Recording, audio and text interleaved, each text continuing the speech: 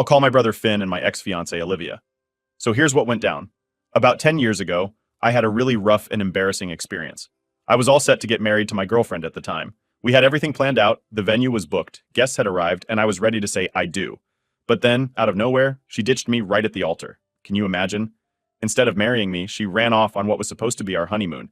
But she went with another guy named Finn. Now let me tell you about Finn. He was someone she had a crush on since high school, but back then, he didn't really notice her that way. She left me a note explaining all this, saying she used me because being with me helped her stay close to Finn. That's pretty harsh, right? In her note, she did say that at one point she really did love me, but things changed for her after she and Finn ended up spending a night together, and they had a bit too much to drink. After that night, she believed that she and Finn were truly meant for each other, like soulmates. This whole thing knocked me down pretty hard. For about a year, I was a total mess. It was really hard to move on because I kept remembering that day, the image of her mom crying as she handed me the note, and the shocked and pitying looks from everyone who came to our wedding. Those memories just kept pulling me back every time I thought I was getting better. But, time has a way of healing wounds. Gradually, I began to heal and put that day behind me. I decided that I wanted nothing to do with Finn, and I cut off all communication with him and her. I haven't spoken to either of them for 10 years now. In the beginning, my family didn't tell me that they were still in touch with Finn, but after a couple of years, they finally told me everything. They sat me down one day and explained that she was pregnant and Finn was going to marry her. They said I really needed to try to get over what had happened because they planned to go to Finn's wedding and other events like the baby shower. That was a tough pill to swallow. I felt kind of betrayed that they handled it that way, not really considering how I'd feel about it all. But at the end of the day, they are adults, and I realized I can't control what they decide to do with their lives. I made it clear to them that I didn't want to be involved in any events where Finn and she would be, and I wasn't ready to forgive Finn at all. They tried a few times to get us to talk and sort things out, but eventually they understood that I just wasn't interested in fixing things with him. After a year of not talking to Finn and Olivia, life went on. Fast forward to last week, I found out that Finn and Olivia are expecting their 5th child, but things aren't going too well for them. Finn's business went under last September, and Olivia lost her job because the chain she worked for closed down. They ended up with no savings at all. Out of the blue, my family started dropping hints that my wife and I should help them out, especially for the kids' sake, since we're doing pretty well financially. But my wife was having none of it. She flat out said no, and suggested Finn should just get a job. After that, we just left the conversation there. A little while later, I got a call from a number I didn't recognize. I had a hunch it might be them, but I picked up anyway. The moment I said hello, Finn and Olivia both started going off on me. They accused me of not being able to move past what Olivia did years ago, and even called me terrible for punishing their kids for their parents' past actions. Then, my brother chimed in with a real zinger. He asked how it felt to be the reason their kids might go hungry. I was pretty taken aback, but I stood my ground and told them that their situation was their responsibility, not mine. They didn't take that well at all. They started yelling and crying, so I ended up just hanging up on them. Since then, my family hasn't been too happy with me. They've been calling me all sorts of names, accusing me of taking out my anger on Finn's innocent kids. My wife's advice was pretty straightforward. She said we should tell them to back off, and suggested they should reach into their own pockets if they're so concerned. Now for the top comments. Not the idiot. I love your wife, and I'm getting a tan from her blazing shiny spine. She's right. Plus, she is truly all the family you need. Mike and Tammy made their choice 10 years ago. The thing is, Tammy knew what she was doing and could have ended it way before the ceremony.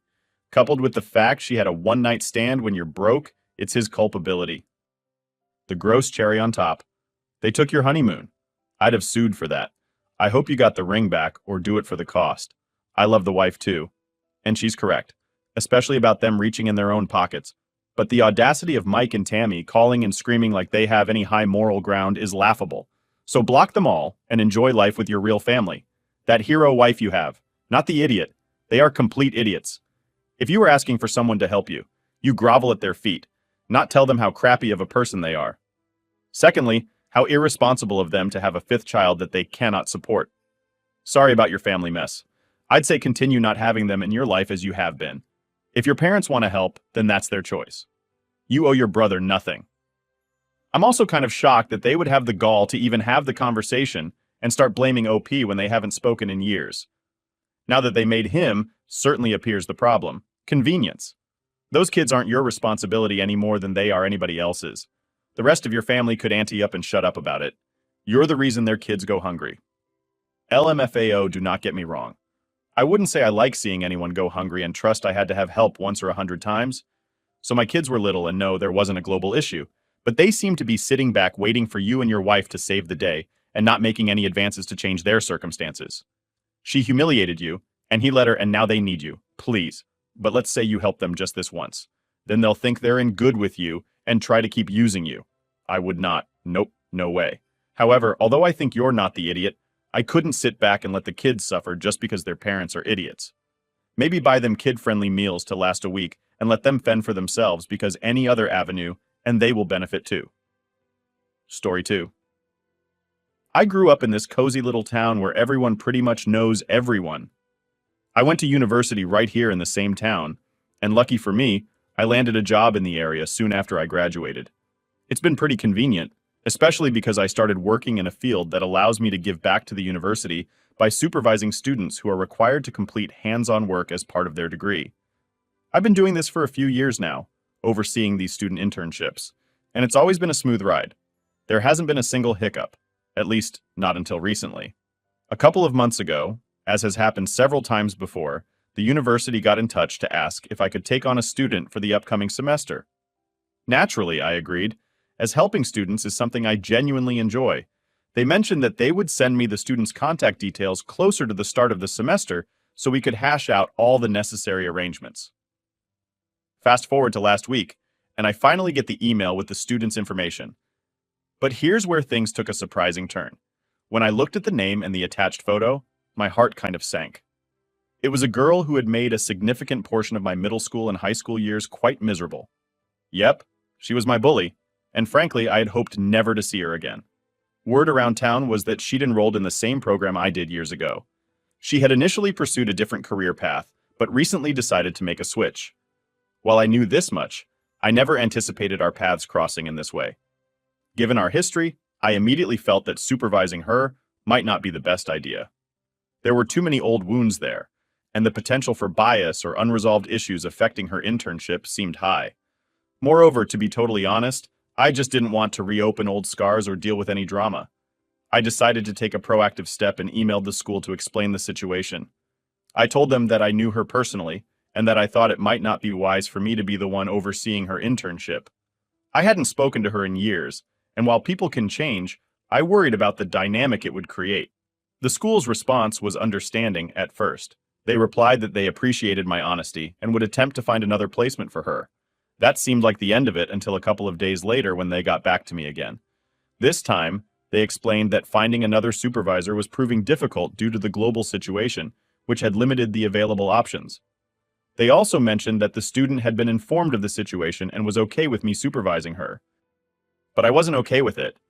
The thought of having to interact with her daily, potentially reliving some of the negative experiences from my past, was too much. So, I stood firm in my decision and told the university that I wasn't comfortable supervising her. They needed to know where I stood, and I hoped they'd respect my decision. And that was pretty much the end of the conversation. As things stood, I thought the issue was resolved until the student herself took a step that caught me completely off guard. She somehow still had my personal phone number, probably from back in our school days, and decided to use it. She called me out of the blue, which was unsettling to begin with. During the call, she pleaded with me to reconsider my decision. She explained that she hadn't secured any other internship offers, and without completing this one, she wouldn't be able to graduate on time. Although this wasn't her final internship, not having it would delay her graduation by a semester. She sounded desperate, but I maintained that it wasn't appropriate for me to supervise her, given our history. Her response took a sharp turn. She accused me of being unfair, highlighting that we hadn't spoken in years, as if the past could just be erased. I stayed firm in my decision during the call, and we eventually hung up. What followed was a series of angry texts from her. One of them struck a particularly harsh note, saying, "This is why no one liked you in high school." After a barrage of such messages, her tone shifted back to pleading. Despite the emotional roller coaster she put me through, I chose not to respond to any of her messages. This whole situation left me feeling quite conflicted. Part of me wondered if I was indeed being too harsh, questioning whether I should just let bygones be bygones and help her out. But another part felt justified in protecting my emotional well-being from potentially stressful and unpleasant interactions. The echoes of our past interactions, especially the hurtful comments she used to throw my way, aren't easy to forget. Now, with her latest outburst, it seemed clear that the dynamics might still be problematic. I found myself pondering whether standing my ground was the right choice, or if I was somehow being the idiot here for not just brushing it all off and supervising her. It's a tough spot to be in, especially when you start to second-guess your own feelings and decisions based on someone else's desperate situation. Am I the idiot? Now for the top comments. Not the idiot. This girl clearly has the emotional intelligence of a stick of butter in your place. I might have at least considered supervising her if I'd gotten a sincere apology for what happened in high school. But that doesn't even seem to have occurred to her. Throwing it in your face and then going back to pleading is particularly baffling. The unprofessional text served only to confirm it. Karma's a wit, not the idiot. You did everything professionally and above board. You do not need to sacrifice your password for history to assist her in graduating. The university is correct. She can be okay with you. But you also have the right to not be okay with her in a supervisory role. Pass the text along to your university so they have this on record just in case. As her behavior shows, she will escalate this document. Everything. You do not feel bad. Not the idiot. Honestly, I'm pretty shocked she contacted you on your personal phone, and the fact she brought your school years into this means she knows exactly what the issue is. I'd also let her course know she contacted you, by the way. They should speak to her before she does an internship in the future. Well, she pretty much proved you made the right decision. If you'd given her less than a stellar evaluation, if you'd given her any negative feedback, anything at all, she'd have gone off on you and blamed you for her deficiencies. You are not wrong, Hiroki, and keep all her correspondence. Screenshot the text. Retain all this for when she inevitably reports you for sabotaging her academic career out of personal malice. Story 3. So, I'm a 25-year-old woman who loves sewing. It's not my actual job, but I've made some pretty cool clothes over the years, like 3 wedding dresses and a few dresses for graduation ceremonies. Sewing is more of a serious hobby for me. Now I have this friend named Karina, who's 26. She's getting married soon, and she asked me if I could make her wedding dress. I thought that was a cool idea, so I agreed, but I told her I'd only cover the cost of the materials if they weren't too fancy or rare. She would need to pay me a bit for each hour I spent working on the dress, because making a dress takes a lot of time and effort, you know? Karina wasn't super happy about having to pay, but she agreed. That was 3 months ago. Even then, I felt like something might go wrong. I had this funny feeling in my stomach. Looking back, I really should have trusted that feeling because things got pretty wild. Karina turned out to be really tough to work with. Honestly, she's been one of the most difficult people I've ever had to deal with, and I used to work in retail, where you meet all sorts of challenging customers. Here's what happened. Karina kept changing her mind about everything. First, it was the fabric, then the shape of the dress, then the little details, and finally the whole design of the dress. And every time she changed her mind, it meant more work for me. But it wasn't just the changes. Karina started asking for really expensive materials. She kept saying she has really good taste and everything needs to be perfect for her big day. But honestly, it felt like she was just being super picky and kind of bossy. Then came the last straw. She decided she wanted Swarovski crystals on her dress. Swarovski crystals are super fancy and expensive, and adding them to a dress is a lot of extra work. So, yeah, making this dress has turned into a huge project, way bigger than I expected. It's been stressful and a lot to handle, especially when your friend keeps asking for more and more, and you just want to make her happy for her wedding day. But it's tough when it feels like she doesn't understand all the effort that goes into making a dress just right. So, after Karina asked for the whole dress to be covered in Swarovski crystals, I was really shocked. Those crystals are super expensive, and I definitely wasn't going to pay for all of that. When she told me this over text, I just laughed because it sounded so outrageous. I texted her back firmly, telling her there was no way I could cover the cost of those crystals. That's when I decided that enough was enough. I sent her a message that I think was pretty fair, considering everything. I said something like, "Karina, I value our friendship, but it's been really hard to work with you on this dress. Your requests are too much, and it feels like you're using me. So, I'm going to have to stop working on your dress now. I'll send you a bill for the work I've already done, and once you pay, you can pick up the dress." Karina didn't take that well. She texted back saying she shouldn't have to pay anything because I was the one backing out of our deal. I stood my ground, though, and told her no payment meant no dress. It turns out her wedding is only a month away, and she's been panicking, posting on social media about looking for secondhand dresses or rental options. This makes me think she really was hoping I'd just give her the dress for free from the start. Now, I feel pretty bad about how everything turned out. Everyone I've talked to thinks I made a silly move, but also that Karina kind of brought it on herself with her demands. I'm torn. Part of me wants to just finish the dress in a simpler way and give it to her as a gift, but I'm not sure what to do. It's a tricky situation because I want to be kind, but I also don't want to feel pushed around. It's tough when friendships and big projects like a wedding dress mix together. Things can get really complicated. Now for the top comments. She wanted us for a Roski, crystal-encrusted dress. Sweet baby Jesus. I used to use them a bit and beating only a bit because they are pretty stupidly expensive. I don't even want to think about how much it would cost to buy enough of them to cover an entire wedding dress. Not to mention the work involved in sewing them all on. You are not the idiot. She can go to the store and buy a dress in a month. So don't put yourself out anymore for this person. Not the idiot Bridezilla never intended to pay you a dime. Lesson for you. You didn't limit material cost. Not too expensive is extremely subjective. Do not back down on no money, no dress. I would go ahead and finish it and put a fair price tag on it. Then if she wants it, she can pay for it. If not, sell it cheap online so another bride can take it and have it fitted and altered as needed for herself, not the idiot. Listen, if she does need that dress, she'll pay for it.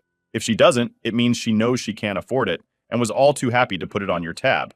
This is like offering to buy your friends lunch, so they purposefully order the lobster tail and their most expensive bottle of wine. Screw these people. Story 4. I remember it like it was yesterday. I was just a kid coming home from school, expecting everything to be normal, but it wasn't. My dad, who had been a big part of my life up until then, had left. Just like that, no goodbye, no explanation, nothing. I was left all alone, feeling abandoned and confused. Luckily, my grandma, who was actually my dad's mom, stepped in. She took care of me and helped fill that empty space my dad left. Fast forward to a few weeks ago, my grandma passed away. It was a sad time, and at her funeral I saw my dad for the first time in 14 years. It was awkward and uncomfortable seeing him after all these years, especially under such sad circumstances. After the funeral, we all gathered to hear what was in my grandma's will. Turns out she left me her property, her house, some land, and a few other things. I was touched that she thought of me, but this really upset my dad. He couldn't believe it. He started arguing right there that he deserved the property because she was his mother first. He said it was unfair that I got everything and he got nothing. Since then, my dad has been on a mission. He's been contacting me, trying to convince me to give him the property. He keeps saying that I should let him have it now, and he promises he'll leave it to me in his will when he passes away. I didn't agree to this because it didn't feel right. My grandma had made her wishes clear in her will, and if she had wanted him to have her property, she would have written it that way. But it's not just about the property. My dad started spreading rumors in our family. He told everyone that I had somehow tricked my grandma and stolen what rightly belonged to him. He painted a picture of me as someone who was punishing him for leaving us years ago. Because of this, other relatives started reaching out to me. They've been telling me that no matter what my dad did in the past, I should show respect and care towards him because he's still my father. They talk about filial piety, a belief that no matter what, children should honor their parents. They say that being kind to him, even if he wasn't kind to me, is what makes a good daughter. These conversations and the constant pressure are really tough to handle. Everyone seems to have an opinion about what I should do, and it feels like they're all siding with him without understanding the whole situation. I'm trying to hold on to what I believe is right, but it's getting harder every day with the mounting pressure and the feeling that maybe I'm the one in the wrong here. So that's everything that's been going on. It's a lot to deal with, and I'm still trying to sort through my feelings and decide the best way to handle everything. Am I the idiot? Now for the top comments. You are not the idiot. You owe your father nothing for walking out on you. Don't even engage with him. Block his number if you have to.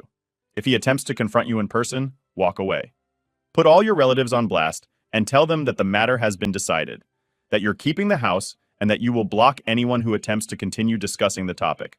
A fire can't burn without oxygen, so starve this issue of all its fuel. Being good to my father, even if he isn't good to me, is what makes a good daughter. Why would you want to be a good daughter in these circumstances? It sounds like you hardly know him. Not the idiot. Stay strong. And by the way, this is not what stealing is.